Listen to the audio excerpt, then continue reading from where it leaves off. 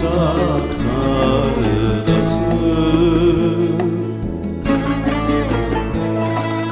Gönül hicranla doldu.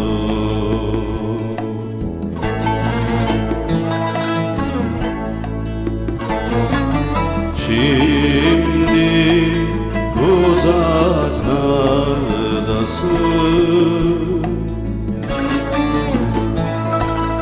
Gönül hicranla doldu.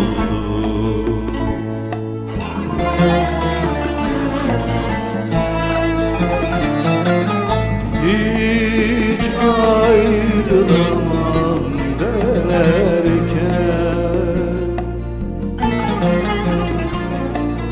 kavuşmak hayal oldu.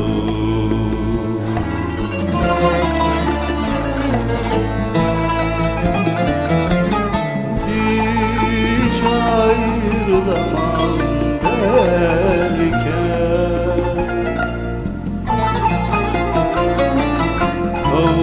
kavuşmak hayal oldu.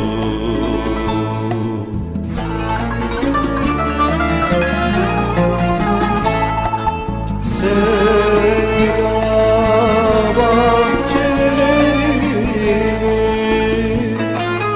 çiçekleri hep soldu.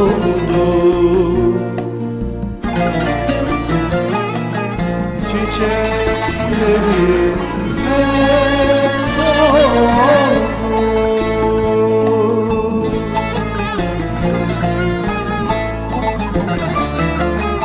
Hiç ayrılamam derken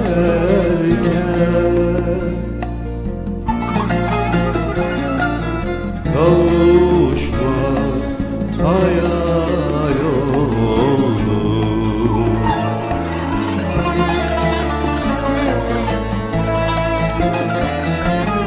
Hiç ayrılamam derken